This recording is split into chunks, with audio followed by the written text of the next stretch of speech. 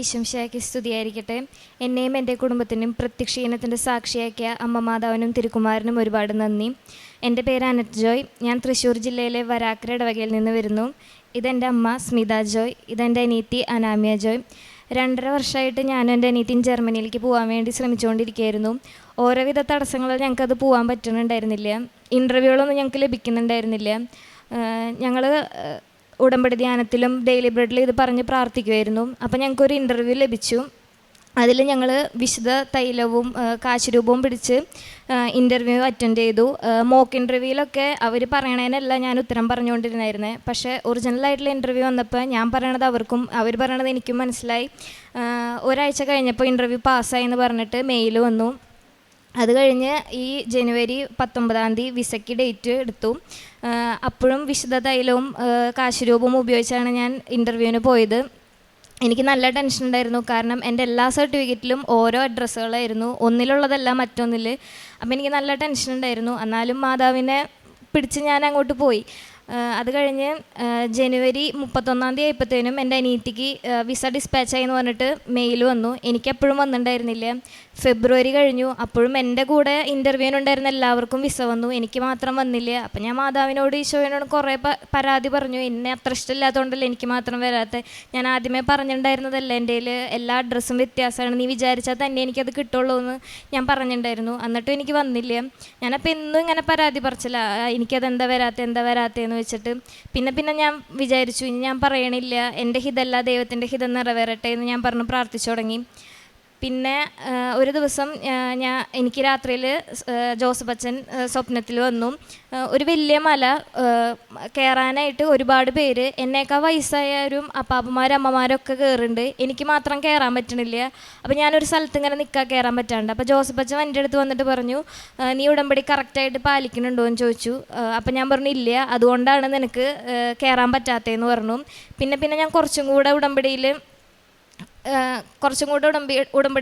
തീക്ഷ്ണമായിട്ട് വരാനായിട്ട് ശ്രമിച്ചു തുടങ്ങി.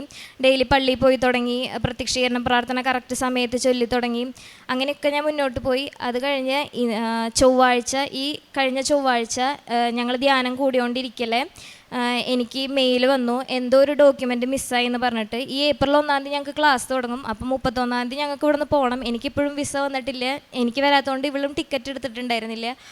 അപ്പോൾ എന്തോ ഒരു ഡോക്യുമെൻ്റ് മിസ്സായി എന്ന് പറഞ്ഞിട്ട് ഈ ചൊവ്വാഴ്ച എനിക്ക് മെയിൽ വന്നു. എന്ത് ഡോക്യുമെൻ്റാണെന്ന് അവർ എക്സാക്റ്റ് പറഞ്ഞിട്ടുണ്ടായിരുന്നില്ല. അതുകൊണ്ട് തന്നെ എനിക്ക് എന്താ അയക്കേണ്ടതെന്ന് അറിയണ്ടായിരുന്നില്ല. അപ്പം ഞാൻ ഏജൻസിയിൽ പറഞ്ഞപ്പോൾ അവർ പറഞ്ഞു മൊബൈൽ നമ്പറൊക്കെ വെച്ചിട്ട് ഒരു മെയിൽ അവർക്ക് റിപ്ലൈ പോലെ സെൻഡ് ചെയ്യാൻ പറഞ്ഞു. ഞാൻ അങ്ങനെ അയച്ചു. പിറ്റേ ദിവസം എന്നെ കൊറിയർ ഓഫീസിൽ നിന്ന് വിളിച്ചിട്ട് പറഞ്ഞു എനിക്ക് വിസ വന്നിട്ടുണ്ട്, വന്ന് കളക്ട് ചെയ്യാൻ പറഞ്ഞ് എന്നെ വിളിച്ചു. ഇന്നലെ എനിക്ക് വിസ വന്നു. അപ്പം എൻ്റെ അമ്മ പറയാറുണ്ടായിരുന്നു 28 എൻ്റെ ബർത്ത്ഡേ ആണ്, അപ്പോൾ അതിന് സമ്മാനമായിട്ട് മാതാവ് തരാനായിട്ട് ഇരിക്കണേന്നാണ് പറഞ്ഞത്. അപ്പോൾ എനിക്ക് അതേപോലെ തന്നെ വന്നു. പിന്നെ സാക്ഷ്യത്തിലൊക്കെ പറയണ കേട്ടിട്ടുണ്ട്, മാതാവ് പ്രത്യക്ഷപ്പെട്ട 7 ആ പേജിലാണ് എനിക്ക് വിസ അടിച്ച് വന്നേക്കണേ. പിന്നെ എനിക്ക് ഇത്രയും നല്ല അനുഗ്രഹം തന്ന മാതാവിനും ഈശോയ്ക്കും ഒരുപാട് നന്ദി. പിന്നെ എനിക്ക് കിട്ടിയതൊരു രോഗസൗഖ്യമാണ്. എനിക്ക് എല്ലാ മാസവും കഠിനമായ വയറുവേദനയാണ് വരാറ്. അപ്പോൾ എന്നും ഡോക്ടറെ അടുത്ത് പോയി ഇഞ്ചക്ഷൻ എടുത്താലാണ് എനിക്കതിനൊരു ആശ്വാസം ആവാറുള്ളൂ. അതേ തുടർന്ന് സ്കാൻ ചെയ്തപ്പോൾ എൻ്റെ വയറ്റിൽ ഗ്രോത്ത് ഉള്ളൊരു സിസ്റ്റ് ഉണ്ടെന്ന് പറഞ്ഞു. അത് ഇനിയും ഗ്രോ ചെയ്യുകയാണെന്നുണ്ടെങ്കിൽ കോംപ്ലിക്കേഷൻ ആവുമെന്ന് പറഞ്ഞു. ഞാൻ എന്നും ആ ഉടമ്പടി തൈലം വയറിൽ കുരിശ് വരച്ച് പ്രാർത്ഥിക്കുമായിരുന്നു. അത് കഴിഞ്ഞ് പിന്നത്തെ മാസം ഞാൻ സ്കാൻ ചെയ്തപ്പോൾ അമ്മ എൻ്റെ കൂടെ വന്നിട്ടുണ്ടായിരുന്നു. അമ്മ ഡോക്ടറെ അടുത്ത് ചോദിച്ചു ആ സിസ്റ്റിന് ഗ്രോത്ത് ഉണ്ടോ പിന്നെയും എന്നും ചോദിച്ചു. അപ്പോൾ ഡോക്ടർ പറഞ്ഞു ഏത് സിസ്റ്റ്, അങ്ങനെ ഒരു സിസ്റ്റ് അവിടെ കാണാനില്ല എന്ന് പറഞ്ഞു. ഇത്രയും അനുഗ്രഹങ്ങൾ തന്ന അമ്മ മാതാവിനും ഈശോയ്ക്കും ഒരുപാട് നന്ദി. പിന്നെ ഞങ്ങളുടെ കിണറ്റിൽ വെള്ളം കുറഞ്ഞപ്പോൾ ഉപ്പിട്ട് പ്രാർത്ഥിച്ചിട്ടുണ്ടായിരുന്നു. അതിന് ഫലമായിട്ട് പിറ്റേ ദിവസം ഞങ്ങൾക്ക് വെള്ളം കൂടുകയും ചെയ്തു. ഇത്രയും അനുഗ്രഹങ്ങൾ തന്ന അമ്മ മാതാവിനും ഈശോയ്ക്കും കോടാനുകോടി നന്ദി.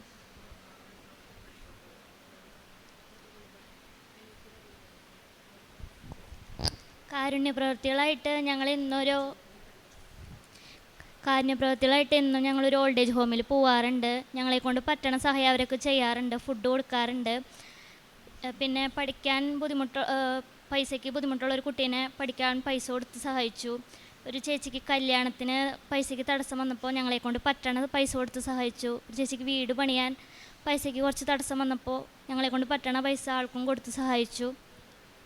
പ്രേക്ഷിത പ്രവർത്തനങ്ങൾ ഡെയിലി ബ്രെഡും ധ്യാനം എന്നും സ്റ്റാറ്റസ് ഇടാറുണ്ട്. ഡെയിലി ബ്രെഡ് ഇന്നിടുമ്പോൾ എന്നെ കളിയാക്കാറുണ്ട്, പക്ഷെ അതൊന്നും മൈൻഡ് ചെയ്യാതെ ഞാൻ അത് ഇടാറുണ്ട്.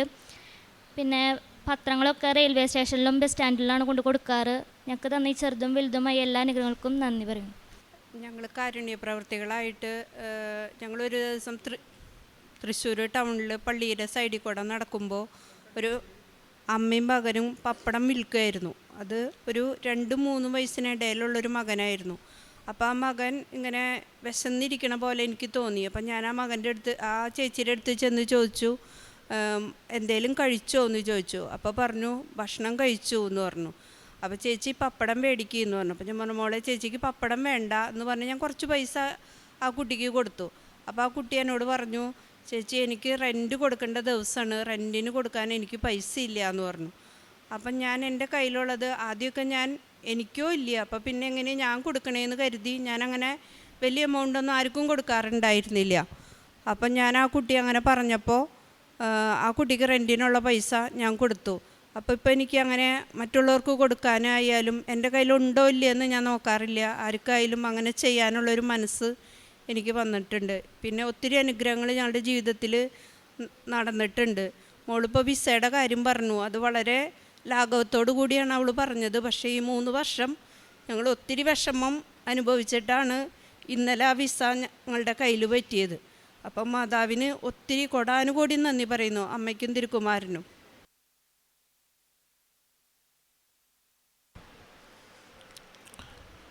ദിനവൃത്താന്തം 4:10. ദൈവമേ, അങ്ങ് എന്നെ അനുഗ്രഹിച്ച് എൻ്റെ അതിരുകൾ വിസ്തൃതമാക്കണമേ. അങ്ങയുടെ കരം എന്നോടുകൂടെ ആയിരിക്കുകയും വിപത്തുകളിൽ എന്നെ കാത്തുകൊള്ളുകയും ചെയ്യണമേ. അവൻ്റെ പ്രാർത്ഥന ദൈവം കേട്ടു. അനറ്റ് ജോയ്, അനാമിയ ജോയ്, സ്മിത എന്നീ അമ്മയും മക്കളും കൃപാസന മാതാവിൻ്റെ തിരുനടയിൽ 3 പേരും എടുത്ത ഉടമ്പടി ജീവിതത്തിൽ ലഭിച്ച ദൈവാനുഗ്രഹത്തെ സന്തോഷത്തോടും നന്ദിയോടും കൂടി സാക്ഷ്യപ്പെടുത്തുകയാണ്. ഏറ്റവും പ്രാധാന്യത്തോടെ സൂചിപ്പിച്ച സാക്ഷ്യം 2 മക്കൾക്കും ജർമ്മനിയിൽ പോകുവാനുള്ള വിസ ലഭിച്ചതും അതിന് അമ്മ സൂചിപ്പിച്ചതുവരെ 3 വർഷമായി നടന്ന വലിയൊരു പരിശ്രമം, ഏറെ പ്രതിസന്ധികൾ, അതിനിടയിലൊക്കെയും പരിശുദ്ധമ്മ ഓരോ തവണയും അത് മുന്നോട്ട് നയിക്കുകയും തടസ്സങ്ങൾ മാറ്റിക്കൊടുക്കുകയും ജീവിതം ശുഭകരമാകും വിധം കാര്യങ്ങൾക്ക് തീരുമാനമാക്കി കൊടുക്കുകയും ചെയ്തതിനെയാണ് സന്തോഷത്തോടെ സാക്ഷ്യപ്പെടുത്തുന്നത്. ഉടമ്പടി നമ്മളെ ഓരോരുത്തരെയും മറ്റുള്ളവരുടെ ജീവിതത്തിൽ നന്മ ചെയ്യുന്ന മനുഷ്യരാക്കി മാറ്റുന്നുണ്ട്. ഉടമ്പടി നമ്മൾ നമ്മുടെ കാര്യം നടക്കുവാൻ വേണ്ടി മാത്രം ഒരു വഴിയായി കണ്ടെത്തുമെങ്കിൽ നമ്മൾ വളരെ ചുരുങ്ങിയ ചെറിയ മനുഷ്യരായി പോകും. മറ്റുള്ളവരുടെ ജീവിതം നമ്മളിലൂടെ കൂടുതൽ സുരക്ഷിതമാകുവാൻ, അനുഗ്രഹമുള്ളതാകുവാൻ, സന്തോഷമുള്ളതാകുവാൻ, നമ്മളെ തന്നെ നമുക്കുള്ളതിൽ നിന്ന് അല്പം നന്മ ചെയ്തുകൊണ്ട് നമുക്കത് സാധിക്കുമ്പോൾ ആ ഉടമ്പടി ജീവിതത്തിൻ്റെ മാറ്റു കൂടുതലാണ്, പ്രസക്തി കൂടുതലാണ്. 3 പേരും അവരുടെ ജീവിത സാക്ഷ്യങ്ങളിൽ ശ്രദ്ധയോടുകൂടി പങ്കുവെച്ചത് കാരുണ്യ പ്രവൃത്തികളിൽ എങ്ങനെ മറ്റുള്ളവരുടെ ജീവിതത്തെ നന്മയുള്ളതാക്കുവാനും അവരുടെ ആയാസങ്ങൾ കുറയ്ക്കുവാനും സഹായിച്ചു എന്നതിനെക്കുറിച്ചാണ്. അതൊരു കുഞ്ഞിനെ പഠിപ്പിക്കുന്നതിനെക്കുറിച്ചാണെങ്കിലും മറ്റൊരു കുടുംബത്തിൻ്റെ വാടക നൽകുന്നതിനെക്കുറിച്ചാണെങ്കിലും ഇല്ലായ്മയിലും ഉള്ളത് പങ്കുവയ്ക്കുവാനുള്ള സന്മനസ്സിനെക്കുറിച്ചാണെങ്കിലും ഈ കുടുംബം ഈ അൾത്താരയിൽ പങ്കുവയ്ക്കുമ്പോൾ നമ്മുടെ ക്ലേശങ്ങളിൽ, നാം കാണുന്ന പ്രതിസന്ധികളിൽ, നമ്മുടെ നഷ്ടങ്ങളിൽ, നമ്മുടെ ദുഃഖങ്ങളിൽ നാം ഉടമ്പടി പ്രകാരമാണ് ജീവിക്കുകയും ഉടമ്പടി അനുസരിച്ചാണ് ജീവിതത്തിൻ്റെ ഓരോ മേഖലയിൽ പ്രവർത്തിക്കുകയും ചെയ്യുന്നതെങ്കിൽ നമുക്കതിന് ഫലമുണ്ടാവും, ദൈവത്തിൻ്റെ അനുഗ്രഹമുണ്ടാവും. നമ്മൾ ദൈവത്തോടുള്ള വിശ്വസ്തത നിരന്തരം പാലിച്ചാൽ അതൊരിക്കലും നമുക്ക് പാഴായി മാറുകയുമില്ല. അതിൻ്റെ സാക്ഷ്യമാണ് ഈ കുടുംബം ഈ അൾത്താരയിൽ പങ്കുവയ്ക്കുന്നത്. ദൈവത്തിൽ ആശ്രയിച്ചു, അവിടുത്തോട് പ്രാർത്ഥിച്ചു, കണ്ണീർ തുടച്ച് ജീവിതത്തിന് അനുഗ്രഹം നൽകി ഞങ്ങളുടെ ഭാവിയെ അവിടുന്ന് സുരക്ഷിതമാക്കിയെന്ന ഈ മക്കൾക്കും ഈ കുടുംബത്തിന് ലഭിച്ച അനുഗ്രഹങ്ങൾക്ക് അമ്മ മാതാവിനും തിരുക്കുമാരനും നന്ദി പറഞ്ഞുകൊണ്ട് കരങ്ങളടിച്ച് ഈ സാക്ഷ്യം നമുക്ക് സമർപ്പിക്കാം. അത്യപൂർവ ദൈവാനുഭവങ്ങൾ ഇനി നിങ്ങൾക്കും സ്വന്തം. ഈ യൂട്യൂബ് ചാനൽ ഇതുവരെ സബ്സ്ക്രൈബ് ചെയ്തിട്ടില്ലെങ്കിൽ ഇപ്പോൾ തന്നെ സബ്സ്ക്രൈബ് ചെയ്യുക. ഈ വീഡിയോ ഇപ്പോൾ തന്നെ നിങ്ങളുടെ സുഹൃത്തുക്കൾക്ക് ഷെയർ ചെയ്തുകൊണ്ട് കർത്താവ് കർത്താവിൻ്റെ പ്രേക്ഷിതരാകുക.